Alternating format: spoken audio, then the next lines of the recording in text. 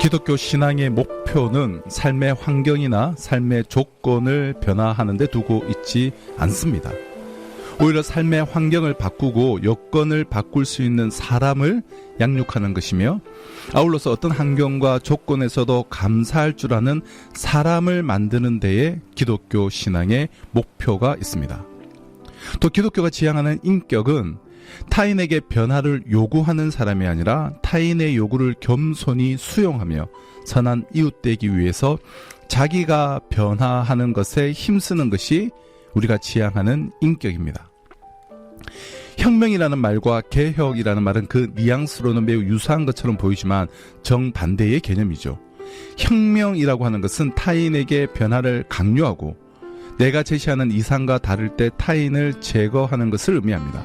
그러나 개혁은 반대로 항상 자기를 변화시키고 자기를 죽이는 일입니다.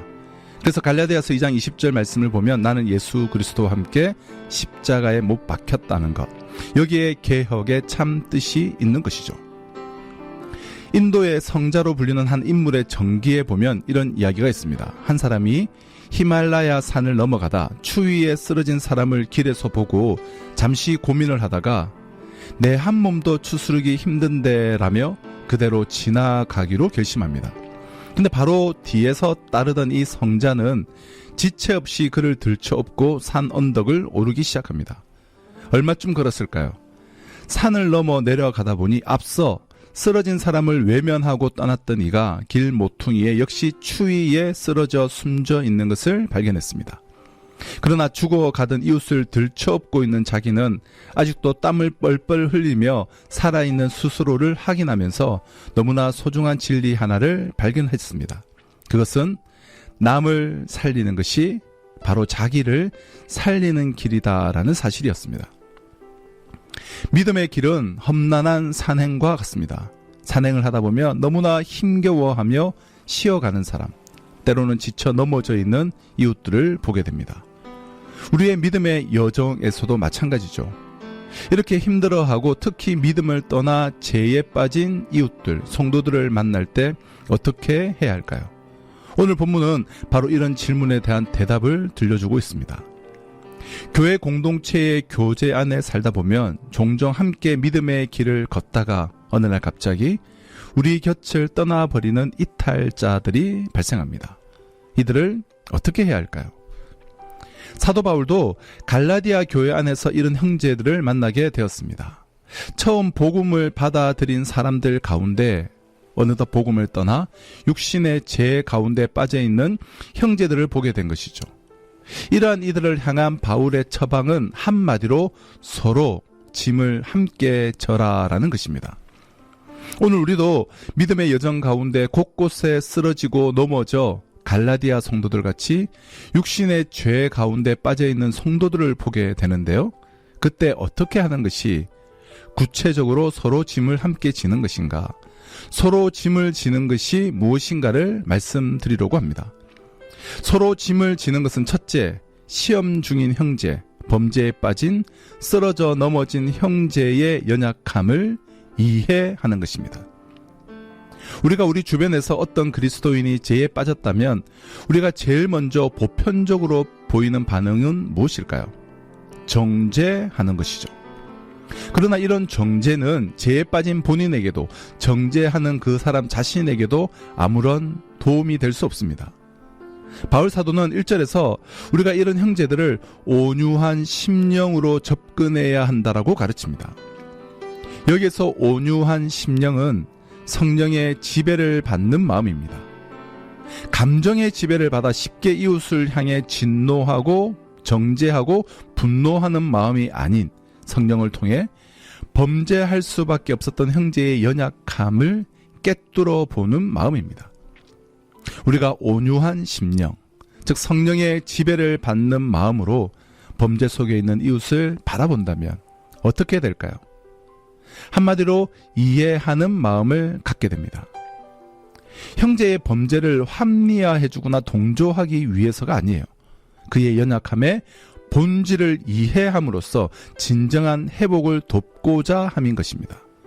이해는 회복을 위한 도움의 시작입니다. 그리고 참된 이해는 내가 모르고 있는 상대방에 대한 무지를 인정하는 데서 시작되는 것입니다. 이웃을 내가 잘 안다고 쉽게 정죄하기보다 이웃을 공부해야 돼요. 알아가야 한다라는 거예요. 그러면 그를 이해하시게 될 것입니다. 좋은 상담자는 내담자의 이야기를 처음 듣는 것처럼 연구하는 자세로 경청하는 사람입니다. 나쁜 상담자는 다 아는 뻔한 이야기처럼 피상적으로 흘려듣고 상대방에게 서둘러 결론을 들려주는 사람입니다. 무지를 아는 것이, 무지를 인정하는 것이 이해의 시작입니다. 인간관계에서 발생하는 대부분의 정죄는 사람을 다 안다는 피상적 판단에서 비롯됩니다. 이웃의 짐을 나누어 지고자 하십니까?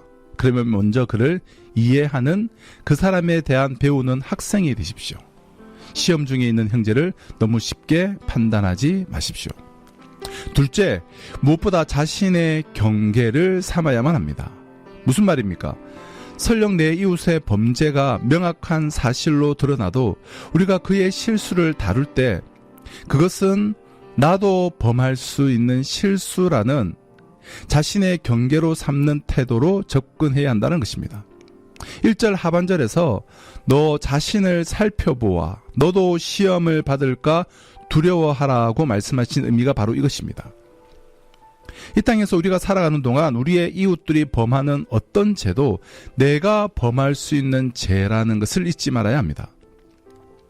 1절에서 하나님의 말씀은 너 자신을 살펴보아라 라고 말씀합니다. 다른 사람의 실수를 볼 때, 다른 사람이 범죄한 것을 볼 때 이 사건 앞에서 나는 어떻게 생각해야 하는가? 오늘의 가장 중요하고 분명한 진리의 핵심은 이것입니다. 나와 전혀 상관이 없는 것처럼 생각하지 말라라는 거예요. 때때로 세상 돌아가는 일 혹은 이웃에 대한 것, 사회의 이야기를 전혀 나와 관계없는 것처럼 비판만 하고 말하는 사람들을 보게 되는데요. 상대방과 나를 이질성에서 보지 말고 동질성에서 보아야 합니다. 남의 실수나 범죄 혹은 나약성을 볼 때마다 생각해야 돼요. 나와 다를 바가 없어요. 그 실수가 내게 없다고 한다면 그건 내게 기회가 없었던 것이고 오히려 하나님의 큰 은혜가 있어서 그것을 막아주셔서 그 은총 속에서 내가 이만큼 나를 지탱한 것뿐이지, 저 사람의 처지에 있다면 나도 실수할 거예요. 저 사람이 당한 형편이라면 나도 똑같은 일을 당할 수도 있고, 아니 그보다 더 나빠질 수도 있었을 것이라고 하는 타인과 공유된 자아의식, 동질성을 우리는 가져야 합니다. 그래서 오늘 본문은 말씀합니다. 너 자신을 살펴보아. 그런 차원에서 내 자신을 돌아보라. 그래서 뭐라고 말씀하시죠? 온유한 심령으로 대하라. 교만하게 생각하지 말라. 만일 우리가 우리 자신의 실수의 가능성을 알고 미리 경계를 삼아 살아간다면 어떻게 될까요? 이웃이 실수할 때마다 그것은 나를 위한 교훈이 될 것이며 나를 위한 유익이 되지 않겠습니까? 그때 4절의 말씀처럼 우리는 자신을 살피는 삶을 통해 오히려 자랑할 것이 있는 유익한 삶을 살게 될 것입니다. 이것이 바로 자기의 짐을 지는 삶, 그리고 이렇게 자기의 짐을 질 줄 아는 사람이 남의 짐도 질 줄 아는 인생을 살게 되는 것입니다. 서로 짐을 지는 것이 무엇인가? 첫째, 시험 중인 형제의 연약함을 이해하는 것이다. 둘째, 무엇보다 자신의 경계를 삼아야만 한다고 말씀드렸는데요. 마지막 셋째는 사랑으로 형제의 회복을 도와야만 합니다. 본문 1절에 형제들아 사람이 만일 무슨 범죄한 일이 드러나거든 이라고 할 때 이 드러나거든, 이 단어의 뜻이 매우 흥미로운데요. 이 단어의 원문의 뜻은 혼자의 힘으로 빠져나올 수 없는 궁지에 빠진이라는 의미입니다. 바로 이런 궁지에 빠진 형제나 자매를 우리가 도와야 한다는 거예요. 회복되도록 도와야 합니다. 다시 1절에 보면 신령한 너희는 온유한 심령으로 그러한 자를 바로잡고에서 바로 잡으라라는 말은 이런 회복의 의미를 갖습니다. 바로 잡으라는 이 단어는 두 가지 용도에서 쓰여지는데요. 하나는 우리의 신체의 뼈가 어긋났을 때 뼈를 바로 잡는다라는 용법입니다. 다시 우리의 정상적 활동이 가능하도록 회복시키는 것이죠. 또 하나의 용법, 용례는 어부가 쓰는 그물이 못 쓰게 된 것을 수리한다라는 뜻입니다. 다시 고기 잡는 그물로서의 기능이 가능하도록 회복시키는 것이에요. 즉 바로 잡는 거예요. 이런 회복의 사역을 할 때 우리는 어떤 마음으로 해야 할까요? 바울은 사랑으로 해야 한다라고 본문 2절에서 가르칩니다. 너희가 짐을 서로 지라 그리하여 그리스도의 법을 성취하라. 사랑으로 형제의 회복을 도우는 일, 즉 짐을 서로 지는 일, 그것이 바로 그리스도의 법을 성취하는 것이다 라는 겁니다. 그리스도의 법을 성취하라는 것은 사랑으로 행하라라는 것입니다. 사랑할 때 율법은 이루어지기 때문입니다. 사랑할 때 회복이 이루어집니다. 그리고 우리가 참으로 사랑한다면 형제의 회복을 도와 그가 다시 일어서도록 해야 합니다. 바티칸 대성당 박물관에 가면 미켈란젤로의 걸작품 피에타 상이 있는데요. 높이 171cm의 이 대리석 작품은 십자가에서 내려진 그리스도를 끌어안고 슬퍼하는 마리아의 모습을 표현한 것으로 미켈란젤로가 특히 아낀 작품이었다고 합니다. 근데 이 작품이 꽤 오래전 일인데요. 이 작품을 보호하기 위한 보호망을 뛰어넘은 망치를 든 한 청년에 의해 훼손된 일이 있었습니다. 박물관은 이 명작품을 포기했을까요? 결코 포기할 수 없죠. 그들은 이 작품을 회복시키기 위해 세계적인 조각가 팀을 구성했습니다. 그런데 그들은 바로 회복 작업에 착수하지 않았다고 합니다. 그들은 의논한 끝에 우선 몇 달을 깨어진 이 작품을 감상하는 일에 보냈다고 합니다. 왜냐하면 이 작품을 통해 미켈란젤로의 눈과 가슴을 갖기 위해서였다고 합니다.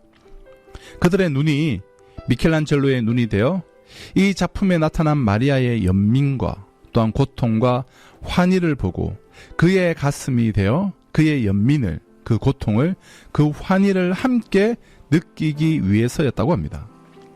그 후 마침내 그들은 이 작품을 거의 완벽하게 재생할 수 있었습니다.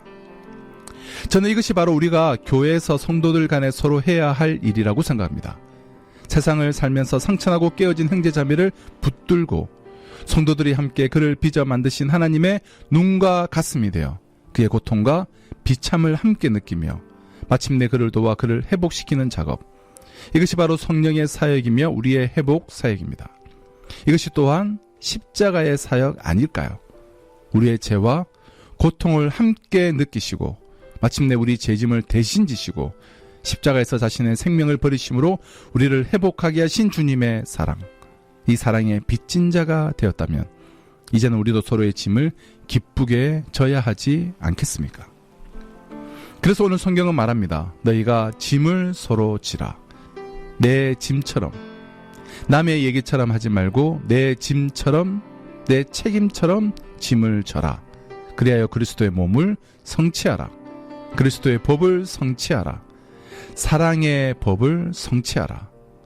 여러분, 긴 말이 뭐가 필요합니까? 최대한 말을 줄이십시오. 그건 사랑이 아니에요. 잘못된 사랑이요 비생산적 사랑입니다. 짐을 진다는 말은 말이 없다라는 거예요. 행동만이 있습니다. 함께 책임짐이 있고 배려가 있고 존중이 있고 깊은 이해가 있습니다. 올 상반기는 참으로 어려운 상반기였습니다. 하반기는 더욱 팍팍한 모든 경제 지표들이 더 어려워질 것이라는 소식들만 전해옵니다. 우리나라는 미국 경제와 중국 경제 사이에서 참 쉽지 않은 입장에 놓여져 있습니다. 점점 더 어려운 사건만 우리 앞에 닥쳐옵니다. 이러한 시대에 우리는 어떻게 하겠습니까? 서로 짐을 함께 져야 합니다. 마태복음 11장 30절에서 예수님은 말씀하십니다. 수고하고 무거운 짐진 자들아 다 내게로 오라. 그리고 말씀하세요. 내 멍에를 메고 내게 배우라. 내 짐은 가볍다. 멍에를 함께 매자. 내 멍에를 함께 매자. 멍에 하나를 둘이 함께 매니까 가벼워집니다. 그렇습니다. 남의 멍에를 내가 맬 때 가벼워집니다. 또한 함께 맬 때, 그리스도와 함께 맬 때 내 짐 역시 가벼워집니다.